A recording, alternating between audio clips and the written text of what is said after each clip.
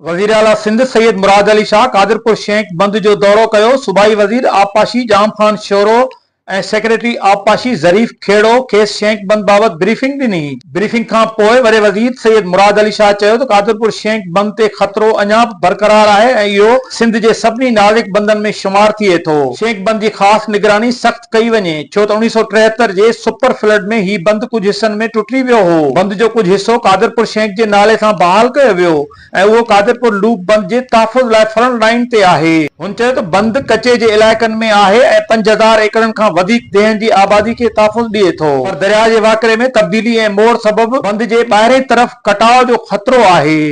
Satellite तस्वीरूं 1986 खां 2020 ताईं बंद जे हसासियत वाज़े कनि थियूं। मामूली वाकिरे ते बि ज़िले घोटकी लाइ संगीन ख़तरा पैदा थी सघनि था।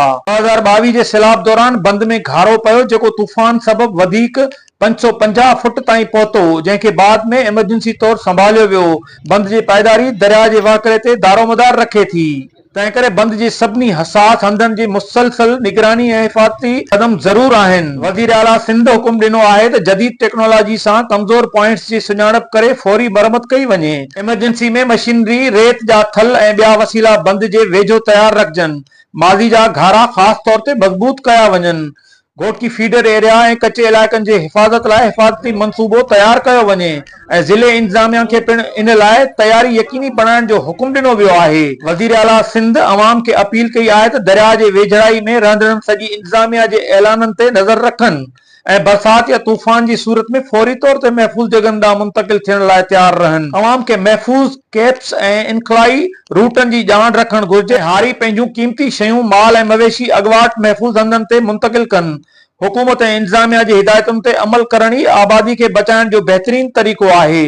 उन मौक़े ते सैयद मुराद अली शाह सां गॾु सूबाई वज़ीर सैयद नासिर अली शाह, शर्जील इनाम मेमण, जाम खान शोरो, सरदार मोहम्मद रश खान महर, सूबाई वज़ीर जाम इकरामुल्लाह धारेजो ऐं ॿिया साणस गॾु हुआ। कैमरामैन टीम सां गॾु अशरफ बुखारी, कादिरपुर। खां पोइ असां तव्हांखे यादि हूंदो 2008 में पाकिस्तान पीपल्स पार्टी जी गवर्नमेंट आई ऐं हुन खां यकदमि पोइ इहा बोट आई। पोइ 15 सालनि में असां जेको हाईएस्ट फ्लड लेवल हो 2010 जो, उन खां 6 फुट मथे सभई बंद कया आहिनि। ऐं तव्हां ॾिसंदो त उन खां पोइ 2015 में तक़रीबन 7.5 लख पाणी आयो, उहो बचाव थियो। हिन साल बि तक़रीबन हफ़्तो पहिरीं 5.5 लख पाणी गुडू खां आयो। अलाह साईं करम कयो, बचाव थियो आहे। हींअर जेको ही पाणी ईस्टर्न रिवर्स जो अचे थो पियो, जॾहिं एतिरो कॾहिं पहिरीं न आयो आहे। पोइ सालनि में 2014 में हिकिड़ो अहिड़ो टाइम आयो, उन वक़्त में पाणी आयो। उन वक़्त में बि असां बचाए वियासीं। हींअर जेको असांजी सॼी प्लानिंग आहे उहा इहा है त कंहिं बि सूरत में भाई किसी भी सूरत में इंसानी जान और मवेशी उनको बचाया जाए। हमारी सबसे पहली प्रायोरिटी ये है। उसके बाद हमें ये इंश्योर करना है कि हम अपने बराजेस, टुडू बराज और सखर बराज को सेव करें।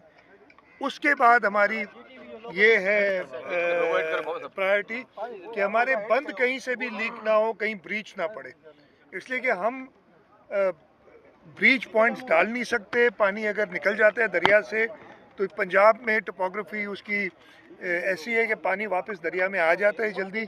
हमारे यहाँ प्रॉब्लम होता है और आपने देखा है 2000 चाहे वो 76 का फ्लड हो, 2010 का फ्लड हो, हमें प्रॉब्लम्स हुए थे। तो हमारी ये 3 कोशिशें, उसके साथ साथ हम जो लोगों को इवैक्यूएट करना है उनका हमने पूरा हिसाब लगाया हुआ है। पूरा कश्मीर से लेके तो समंदर तक जो भी कच्चे का इरादा है। इसलिए अगर जो इस वक्त एक्सपेक्टेशन है कि सुपर फ्लड आएगा, 9 लाख क्यूसिक से ऊपर पानी भी आ सकता है, तो पूरा कच्चा डूबेगा, उसको हमने इवैक्यूएट करना है। हमारे पास अभी 5-6 दिन है, हमने मोबिलाइज कर लिया है, तैयारी कर ली है।